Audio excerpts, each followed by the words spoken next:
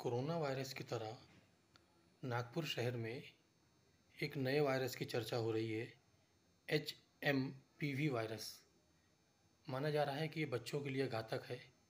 हालांकि नागपुर के जिलाधिकारी डॉक्टर विपिन ईटनकर ने आज जनता से अपील की है कि ऐसा कोई पेशेंट नागपुर में नहीं मिला है जिससे इस वायरस की पुष्टि हो। इस वक्त हम लोग डॉक्टर सुनील गुप्ता जी के पास हैं। आइए जानते हैं उनसे कि इस वायरस के संदर्भ में उनकी क्या राय है और वो शहरवासियों को क्या मशवरा देना चाहते हैं। सर नमस्कार। नमस्कार। सर ये जो नया वायरस आया है इस संदर्भ में कुछ आप नागपुर वालों को, शहर वालों को और शहर के अलावा नागपुर ज़िले में कुछ जानकारी देना चाहेंगे सर? क्या बताना चाहेंगे आप सर? आई फील सबसे पहले तो ये मालूम हो कि यह जो वायरस है नया वायरस है, जिसको हम लोग HMPV वायरस बोल रहे हैं या ह्यूमन मेटा न्यूमो वायरस बोल रहे हैं। तो यह जो वायरस है यूजुअली बच्चों में ऐसा देखा गया है कि ज़्यादा हो रहा है, परंतु यह एक माइल्ड वायरल इन्फेक्शन जैसा होता है उस तरह से दिख रहा है और इसमें कोई बहुत ज़्यादा ऐसा पैनिकी होने की ज़रूरत नहीं है।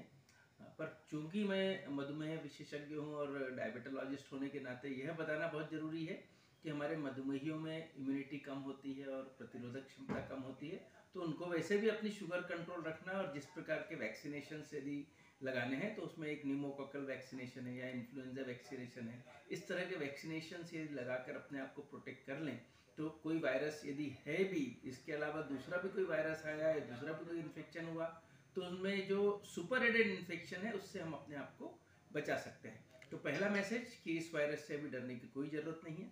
इस तरह का कोई अंदेशा एकदम इमीडिएट कुछ दिख नहीं रहा है। अभी हमें और इसके लिए इंतज़ार करना चाहिए डाटा आने का, और यदि छोटे मोटे बुखार आते हैं तो हर चीज़ उसी से आप कनेक्ट करने की कोशिश भी ना करें।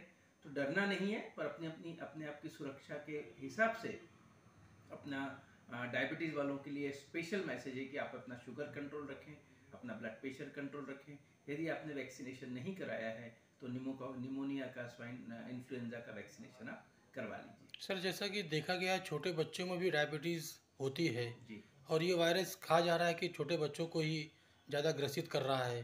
तो सर छोटे बच्चों के लिए आप क्या कहना चाहेंगे अभी उनके इस पेरेंट्स से? रविवार को ही हम लोगों ने हमारे टाइप 1 बच्चों का एक हमारा वार्षिक एक एजुकेशन प्रोग्राम होता है, जिस उसके अंतर्गत हमने वहाँ पर जब बात करी थी तो इस तरह का कोई भी टॉपिक या विषय वहाँ निकला नहीं था।